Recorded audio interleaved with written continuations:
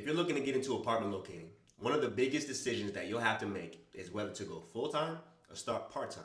Both have their advantages, but they also come with real challenges that can make or break your success. I've been in the business long enough to see both sides, and today I'm going to give you the truth about what each path looks like, how much you can actually make, and how to set yourself up for success, whichever route you decide to take. Let's get into it. Apartment locating is one of the best opportunities in real estate. It's remote friendly, you create your own schedule, and you can make a lot of money. But the way you approach it, full-time or part-time, will determine how fast you grow and how much money you can make. What a lot of people don't realize is that this business rewards consistency. It's not just about getting listed on an application. It's about generating leads, managing them well, and being valuable to the clients that decide to work with you.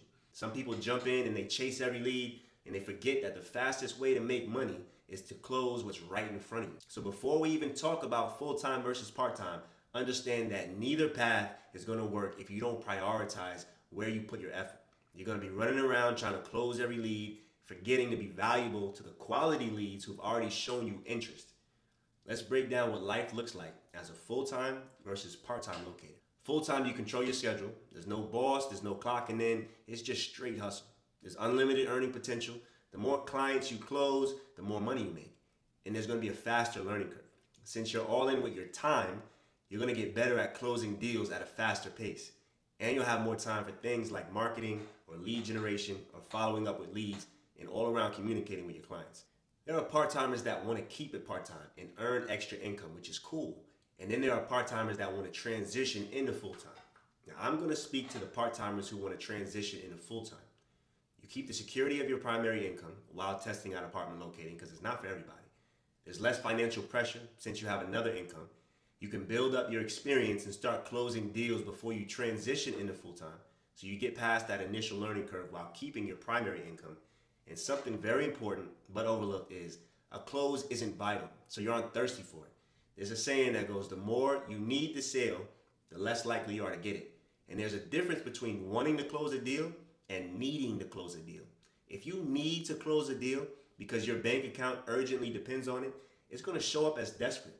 And that is easily picked up on because you're going to start saying and doing things that aren't in the best interest of your clients just to close, and that will almost always guarantee that you don't close that deal. Like any new position, there's going to be a learning curve. And there are things that you need to learn in order to be a great locator. If you don't come from a sales background, you will likely need to learn how to move your leads through your sales cycle, which in short will be generating a lead, turning that lead into a client, and turning your client into a closed deal. Now, ideally, that sales cycle is quick. I'm talking a couple weeks, sometimes more, sometimes less. And you'll want to learn the market that you're going to be working. So I primarily work in Houston, and a lot of my value that I give to clients is my knowledge of the apartments. You can't sell a product well that you don't know anything about. And make no mistake, the product is the apartments. So you're going to want to know at the very least what the apartments that you're recommending to clients look like in real life, not the videos and the pictures that you see online. The biggest challenge part-time locators face is time, especially if your other job is demanding. The reality is that clients expect you to be responsive. So if it takes you hours to respond to every text and you're never available to speak, clients are just going to find another locator who's more responsive, or they're just going to start making moves without you. Also, if your production is inconsistent, it's going to make transitioning into full-time unpredictable. You might have a month where you're up, a month where deals are down, and then another high production month, and that's just going to make it hard to take that final step into full-time. So like I mentioned before, this business rewards consistency. So how do you make that leap from part-time to full-time without unnecessary risk? Here's the blueprint. Set a time frame. Pick a date for when you want to go full-time and work backwards to build momentum. Have a financial runway. I would suggest having at least 3 to 6 months of living expenses before quitting your other job. And make a real plan. So figure out how you're going to get leads, what marketing strategies work best for you, and how you're going to keep deals flowing in. Focus on closing deals, not just generating leads, because if you're always chasing leads, you're going to burn out. So close what's in front of you first and turn those clients into referrals, which brings me to my next point. Turn past clients into referral machines. This goes hand in hand with prioritizing the clients who prioritize you. You might have heard the saying, a bird in the hand is worth two in the bush. In other words, don't go risking your secured bird, your client, to chase two others who haven't shown real interest. In a perfect world, you're attentive to everybody.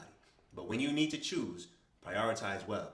The clients that you give great service to will send you referral after referral. If you stay present after closing and ask for them, you gotta remember to ask. Look at real evidence. You're running a business now, so you gotta act like it. Know how many leads you average per week or per month, or how many deals you've closed in the past 3 months. What's the average budget of your clients? That's gonna give you some real insight into how many leads equal a client for you, how many clients equal a close, how many closes is it gonna take to reach a certain dollar amount, and lastly, what is the dollar amount that you wanna see every month in order to quit your job comfortably? So don't make decisions based on emotion, and don't guess. Use the data that you have access to and maximize your effort early on. When you start, put in the hours. You can't fake the knowledge and the know-how. The more time you invest in real experiences that you have with leads and with clients, the faster you're gonna see results. And as you get better, you can actually work less while maintaining that same level of productivity. And eventually you're gonna say, I've had these conversations before. I know how to close. I know what buildings to send my clients to. I know how to follow up. So time helps a lot in the beginning. And then when you get really skilled and you're closing left and right, that's when it gets really fun. Once you're consistently closing deals and you have a solid 3 months of I'd be comfortable quitting my other job kind of money coming in, that's when you know it's time to go all in. And for you risk takers who have your 3 to 6 months of savings and you want to jump straight in, just remember, like I said, this business rewards consistency. Now let's talk numbers. A part-time locator can realistically make $4,000 to $8,000 per month. If you go full-time, 10K, 20K, 30K a month is possible. The most revenue I've seen an agent make in a single month is $72,000. No joke. That is elite. And if you're wondering, this is not a part-time locator.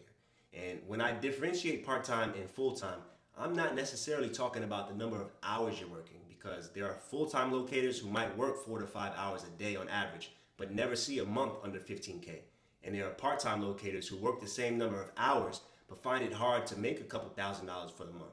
And the difference between those two locators is that full-time locator, they have a system and a routine in place, and they have the freedom to be attentive to clients at any time, versus the part-timer who has those same 4 to 5 hours scattered into their downtime or their lunch break or after work. It's a different flow. And remember, you don't get paid by the hour. You get paid by the deal. So as your efficiency goes up, your income goes up, and the amount of time required to reach the numbers that you want goes down. Or you can run it up to hit your $72,000 a month. That is up to you. Now that you know the real deal on full-time versus part-time apartment locating, what's your next move?